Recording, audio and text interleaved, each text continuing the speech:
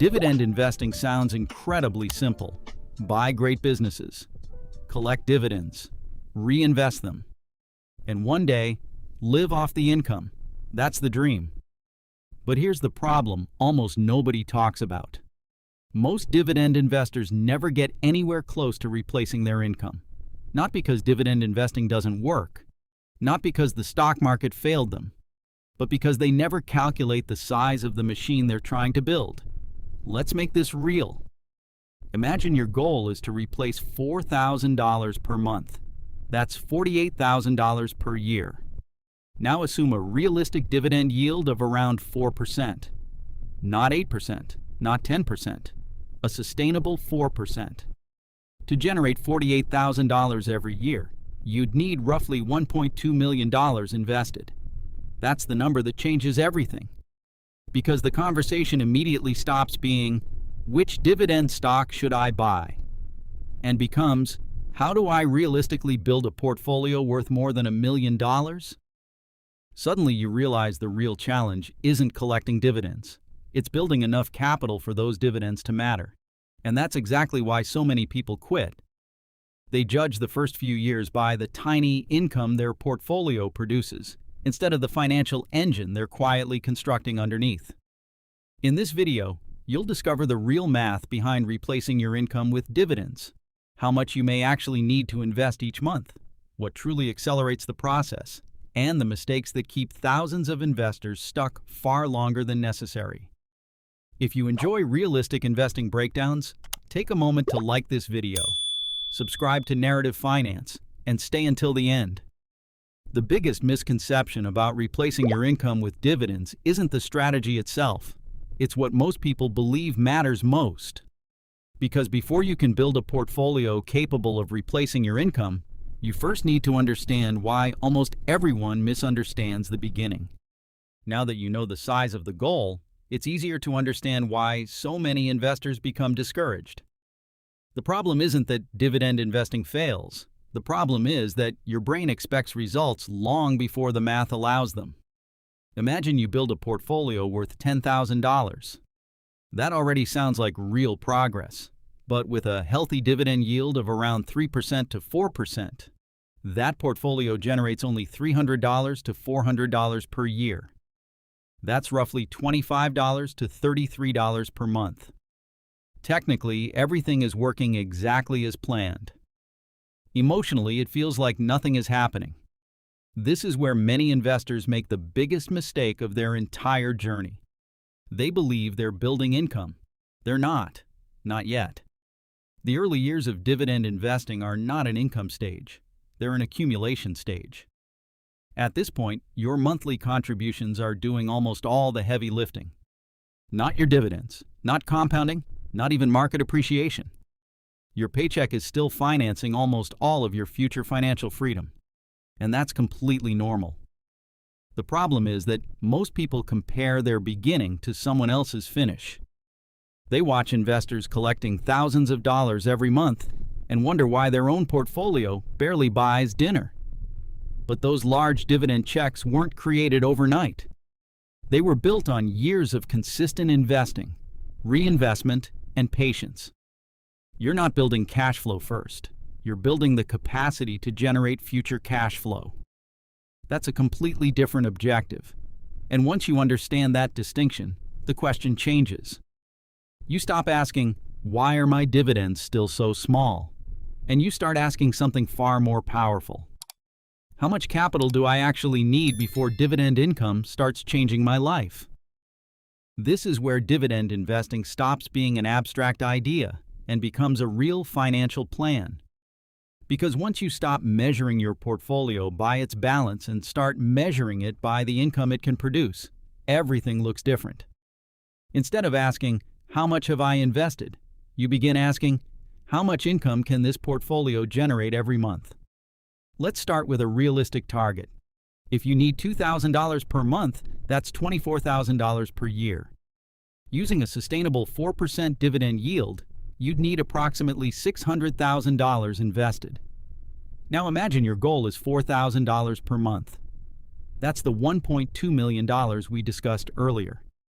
And if your lifestyle requires $6,000 per month, you're looking at roughly $1.8 million invested. Notice what changed. The dividend yield stayed the same. The strategy stayed the same. Only the income target changed.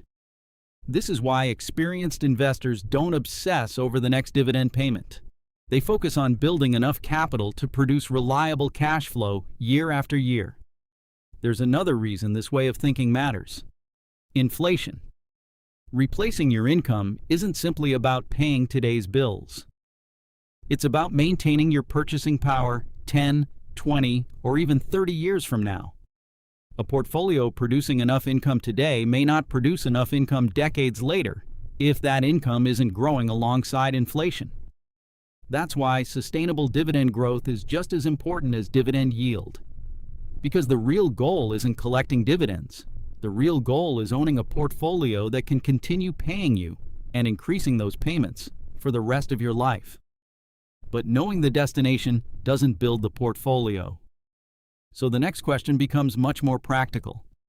What actually creates a dividend snowball capable of reaching those numbers? Now that you know the destination, the next question is obvious. How do you actually build a portfolio worth hundreds of thousands or even millions of dollars? Many investors think the answer is finding the perfect dividend stock. It isn't. A portfolio capable of replacing your income is built by 4 forces working together over many years. The first is your contributions. During the early years, this is by far the most powerful force in your portfolio. When your account is still relatively small, every dollar you invest has a much bigger impact than every dollar your portfolio earns. The second force is compounding. Every dividend you reinvest buys additional shares. Those shares generate more dividends. Those dividends buy even more shares. The cycle quietly begins feeding itself. The third force is dividend growth. The strongest businesses don't simply pay dividends. They often increase them year after year. That means the same shares you already own can produce larger income streams without you investing another dollar. The fourth force is time. Time allows everything else to multiply, not in a straight line, but in layers. Here's what makes this so powerful. These 4 forces don't contribute equally forever. At the beginning, you are doing most of the work. In the middle years, the market and dividend growth begin sharing the load. Eventually, your portfolio starts producing enough growth that it becomes a meaningful contributor to its own expansion. That's the moment every long-term investor is working toward.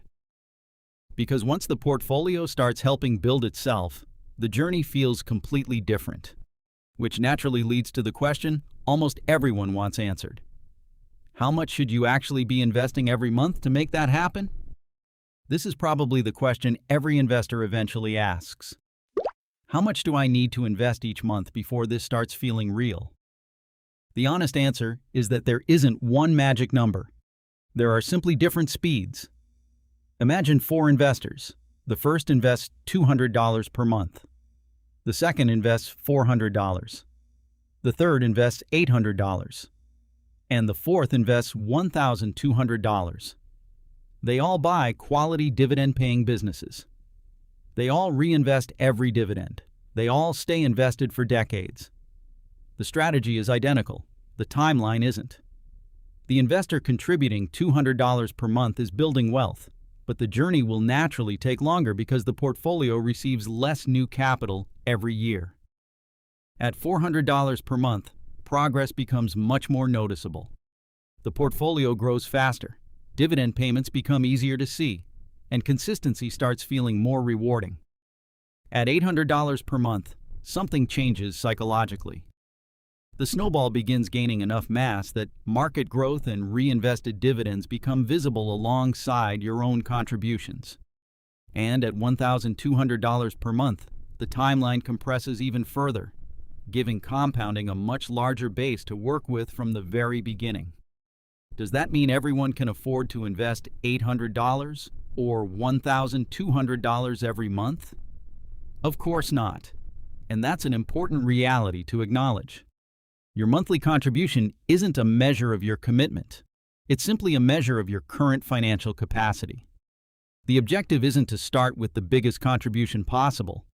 The objective is to gradually increase the amount you invest as your income grows throughout your career. Because over the long run, increasing your contribution often has a much bigger impact than finding a slightly better investment.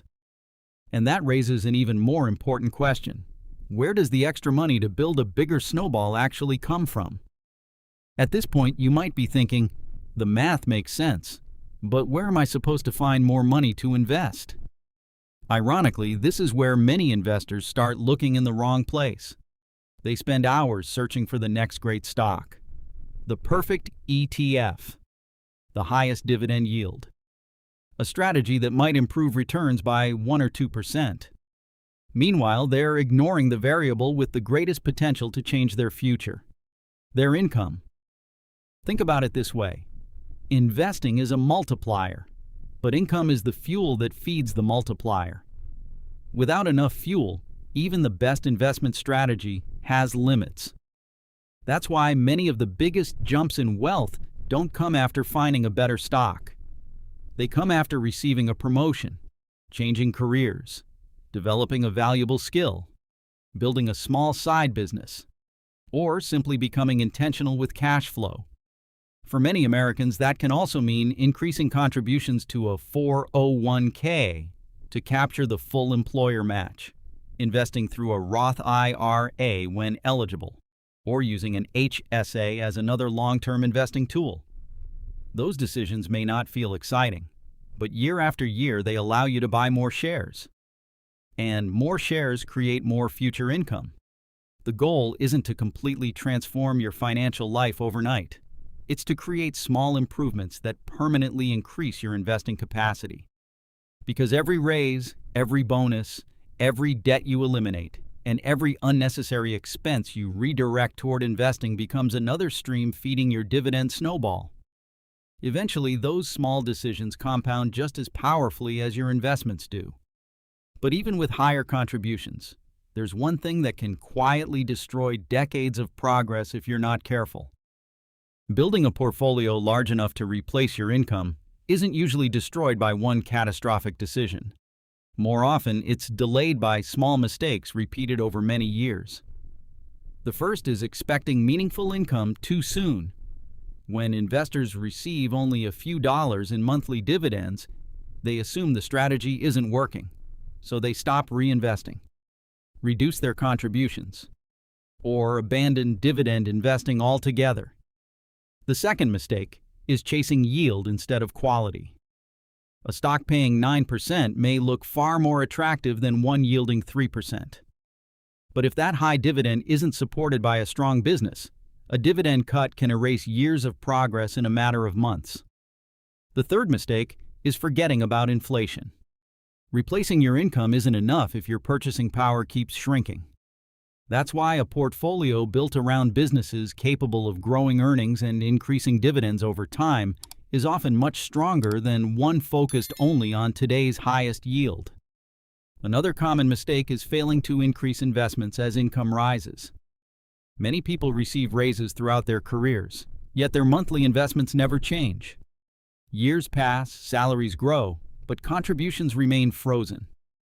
Finally, one of the biggest psychological traps is comparing your 5th year to someone else's 25th.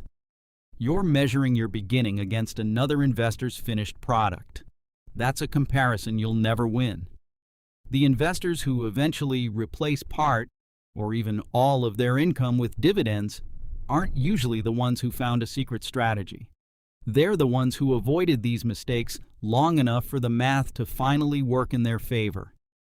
And that's exactly where the journey reaches its most rewarding stage. At the beginning of this journey, you finance your portfolio. Every contribution comes from your paycheck. Every dividend feels small. Every step forward requires patience. But if you stay consistent, something remarkable eventually happens.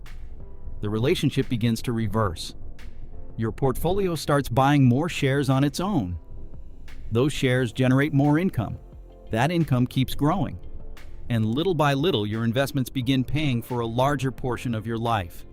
Maybe they cover your utility bill first, then your groceries, later your insurance. And eventually, if you continue building the system long enough, they may replace your income altogether. That's what a dividend snowball is really about. Not getting rich overnight, not chasing the highest yield, not finding the perfect stock. It's about building a financial asset that becomes more valuable and more useful with every passing year. The investors who reach that point usually aren't the smartest. They're simply the ones who kept building during the years when almost nothing seemed to be happening. If this video helped you see dividend investing from a different perspective, please leave a like and subscribe to Narrative Finance. If you know someone who's trying to build long-term wealth, share this video with them. It could completely change how they approach investing. And leave a comment below to strengthen the discussion and share your perspective with the community. Every thoughtful comment helps make these conversations even more valuable. Thank you for watching, and I'll see you in the next video.